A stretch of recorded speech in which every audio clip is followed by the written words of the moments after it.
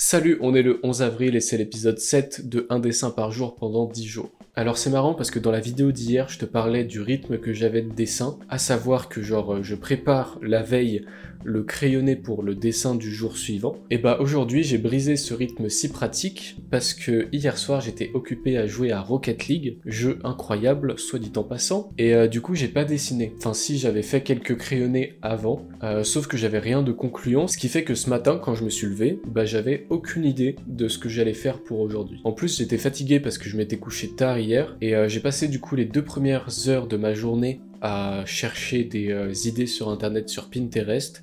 Je faisais quelques petits crayonnés aussi, et à un moment je suis tombé sur cette photo avec une perspective incroyable, et la photo m'a beaucoup plu. Je me suis dit que je pouvais faire un dessin en me basant là-dessus. J'avais pas d'idée de thème ou de truc vraiment spécial pour ce dessin, donc je suis juste parti du principe que ça allait être intéressant à faire pour apprendre des nouvelles choses et tester des dessins en perspective. Enfin tester, j'en ai déjà fait, mais pour m'améliorer là-dessus. Et par la suite, en faisant le dessin, je suis venu avec cette idée de sorte de trou dans le sol qu'on avait déjà vu précédemment pour le jour 4. Et du coup ça faisait un petit lien intéressant, mais c'était vraiment pas prévu à la base et c'est venu pendant que je dessinais quoi. Donc j'ai fait le crayonné assez rapidement, ensuite je l'ai pris en photo et je l'ai mis en digital pour le redétailler un petit peu plus précisément.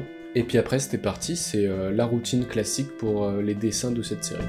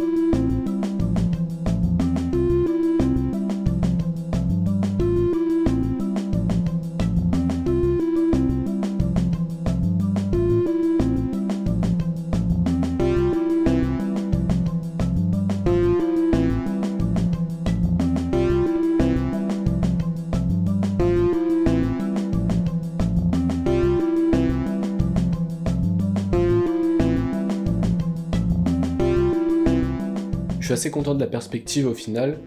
Il y a vraiment des proportions archi déformées, comme la taille titanesque des jambes et les tout petits bras qui ont l'air vraiment rikiki. En regardant le dessin, parfois je me dis que c'est vraiment bizarre, mais en même temps j'ai essayé de rester fidèle à la photo et essayer de vraiment comprendre comment ça fonctionnait. Mais je crois que ça rend bien, en tout cas quand on regarde le dessin dans son intégralité. Si on commence à zoomer et à vraiment regarder, on perd la notion de perspective et ça rend bizarre. Pour les chaussures aussi, je sais pas si vraiment elles rendent bien, parce que j'ai pas utilisé de modèle pour les faire avec ce point de vue.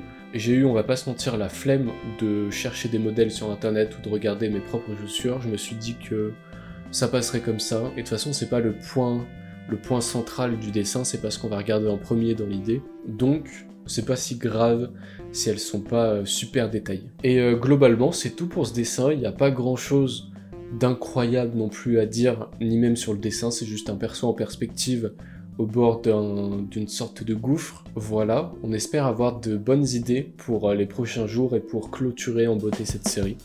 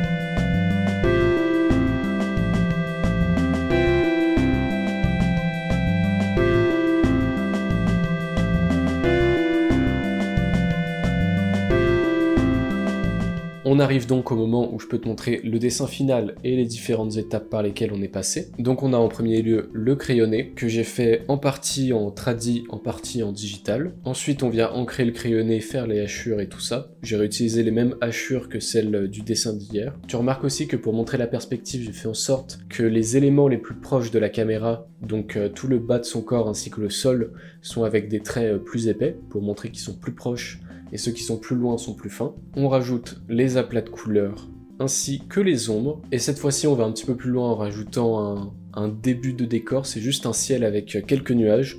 Vu qu'il était en contre-plongée, je me suis dit que ça pourrait être cool de faire ça. Ça reste très simple et très minimaliste, mais au moins ça fonctionne assez bien. Et dernière étape, j'ai rajouté un peu d'aberration chromatique sur les éléments qui se rapprochent de la caméra. J'ai aussi essayé de mettre du flou pour ces éléments-là, mais ça a gâché un peu le dessin. Du coup, je suis juste parti sur l'aberration chromatique. Donc comment je fais ça? En gros, je vais sur Photoshop et je viens décaler la couche rouge et la couche bleue dans des directions opposées, parce que toutes les images sont composées de plusieurs couches bleues, rouges et vertes. Et du coup, ça donne ce petit effet où l'image est décalée en superposition. Et ensuite, je viens gommer cet effet sur les endroits où je veux pas que ça s'applique, donc là où il y a le focus sur le haut du corps du personnage. Et voilà, on a fini ce dessin. Étonnamment, même avec le peu de temps que j'avais pour faire ce crayonné par rapport au jour précédent, j'en suis quand même assez content.